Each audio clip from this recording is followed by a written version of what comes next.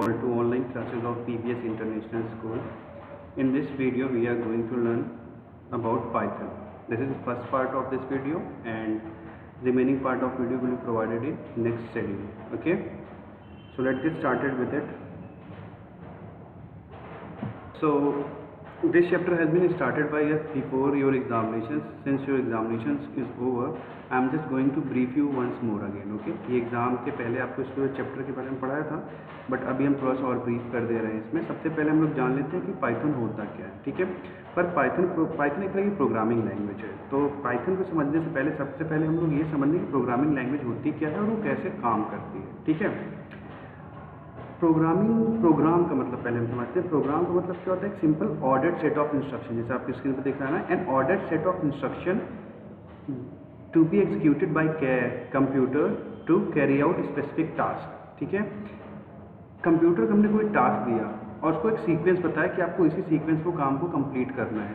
वो जो सीक्वेंस बताया हमने, जिस फॉर्म में बताया, उसी को हम लोग क्या बोलते हैं? प्रोग्राम बोलेंगे। तो program is simply a set of instruction given to computer to perform a particular task. समझने के लिए, जैसे आपने किसी को, जैसे आपके घर पे कोई मान लो आपको घर बनाना है, तो आप क्या करते हो? मिस्त्री जो होता है उसको आप पूरे इंस्ट्रक्शन देते हो ना कि हाँ इसमें इतने रूम्स होने चाहिए, किचन होना चाहिए, बाथरूम होना चाहिए, तो फिर उसी के अकॉर्डिंग काम करता है। ऐसा तो नहीं कि अपने हिसाब से घर बना देता है कि नहीं यहाँ पे बाथरूम होगा, यहाँ पे किचन होगा, 2 रूम होंगे, ऐसा नहीं होता। जो आप बताते हो उसी के हिसाब से करता है, तो आप उसको प्रोग्राम कर रहे हो। सेम है, में कंप्यूटर में जब हम लोग कोई काम करते हैं तो उसको हम इंस्ट्रक्शन परफॉर्म करते हैं, राइट। उसको इंस्ट्रक्शंस देते हैं, उसी इंस्ट्रक्शंस को हम लोग क्या बोलते हैं?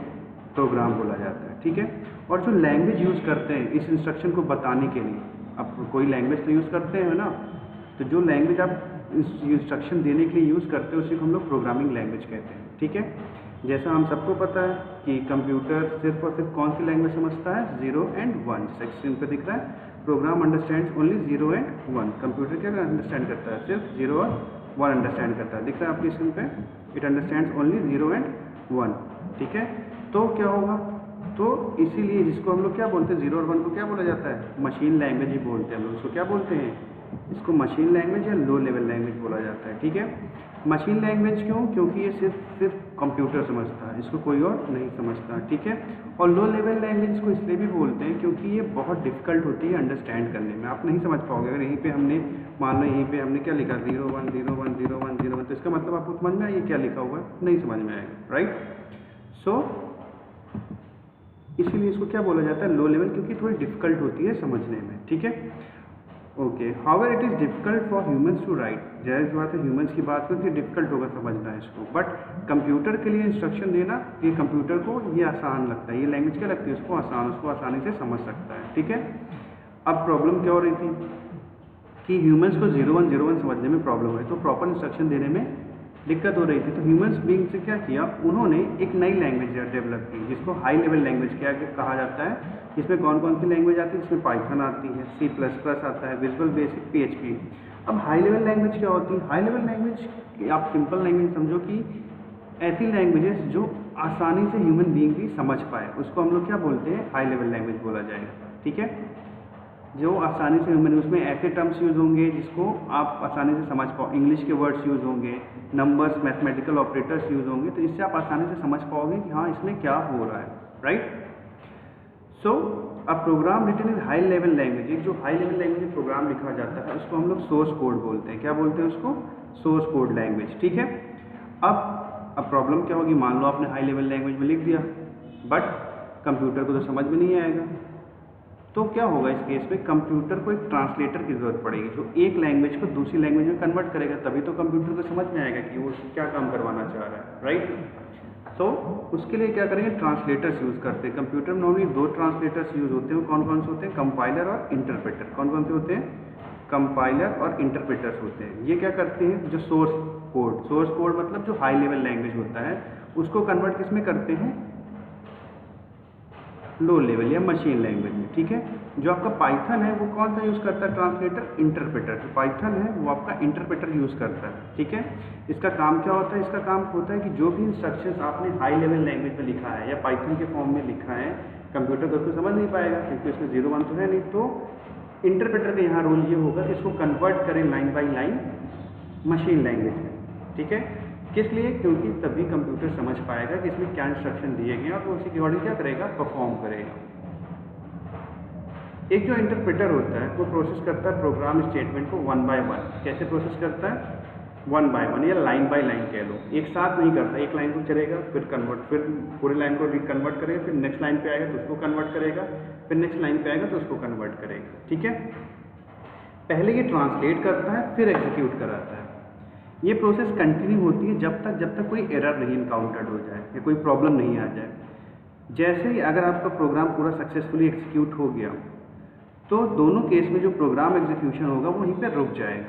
ठीक है, दूसरी तरफ बात करें कंपाइलर, क्या होता है? कंपाइलर पूरे सोर्स कोड को एक ही बार में क्या करता है, ऑब्जेक्ट कोड में कन्वर्ट करता है। ठीक है, सोर्स कोड को क्या करता है, ऑब्जेक्ट कोड में कन्वर्ट करता है। यहाँ पे सोर्स कोड मतलब आपने पाइथन में जो लैंग्वेज लिखी वो हाई लेवल लैंग्वेज होगी, उसी को हम लोग सोर्स कोड कह रहे हैं। उसको कंपाइलर एक साथ, जैसे इंटरप्रेटर क्या कर रहा है, लाइन बाय लाइन, वो क्या करेगा, इंटरप्रेटर यहाँ से स्टार्ट करेगा, इसको कन्वर्ट करते जाएगा, इस लाइन पे यहाँ से एक साथ लेगा और फिर कन्वर्ट करेगा, फिर इस लाइन को एक साथ लेगा और फिर कन्वर्ट करेगा, इसी तरह इस लाइन को लेगा और उसको क्या करेगा, कन्वर्ट करेगा। राइट, बट कंपाइलर क्या करेगा, वो पूरे एक साथ, जो मान लो आपको पेज दिख रहा है उसको एक साथ लेगा और एक साथ कन्वर्ट कर देगा। ये दोनों में डिफरेंस होता है। ठीक है, स्कैनिंग, पूरा प्रोग्राम स्कैन हो जाएगा, फिर अगर कोई एरर आती है तब वो कंपाइलर जनरेट करेगा। वेयर इंटरप्रेटर क्या होगा, अगर इस लाइन में उसको एरर दिखे तो वो यहीं पे बता देगा हाँ इस लाइन में एरर है। समझ में आया? ओके, आगे मूव करते हैं। Computer programming is an art, एक आर्ट है, क्योंकि ये क्या करता है, accumulated knowledge to the world. ये अप्लाई करता है accumulate knowledge to the world because it require skill and ingenuity and especially because it produces objects of beauty. A programmer who subconsciously views himself as an artist will enjoy what he does and will do it better. ये Donald नुथ जी थे, उनकी ये lines है।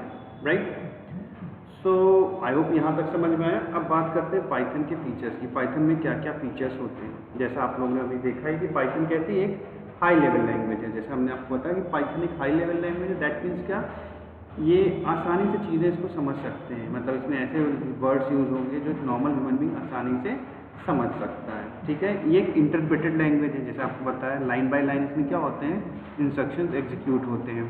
Python easy होगी understand करने में, क्यों? क्योंकि इसमें ऐसे इंस्ट्रक्शंस यूज़ होंगे जो आसानी से ह्यूमन बीइंग समझ सकता है। ठीक है, क्यों? और इनका सिंटेक्स भी क्या होगा, डिफाइंड होगा। सिंटेक्स मतलब रूल्स, कैसे रूल्स और रेगुलेशंस होते हैं। ठीक है, और जो उनका लिखने का तरीका होगा वो भी क्या होगा, डिफाइंड होगा। Next point is Python is case sensitive. Python क्या होता है, केस सेंसिटिव होता है। एग्जांपल, जैसे अगर नंबर हमने कैप्स लॉक में लिख दिया और ये नंबर हमने स्मॉल में लिखा, दोनों में डिफरेंस दिख रहा है। ये अगर आपने ऐसा किया तो पाइथन में ये दोनों अलग अलग चीज़ें हैं। कैपिटल लॉक में कैपिटल अगर आपने कर दिया तो वो अलग अलग चीज़ें होंगी। ठीक है, गेटिंग इट? ओके।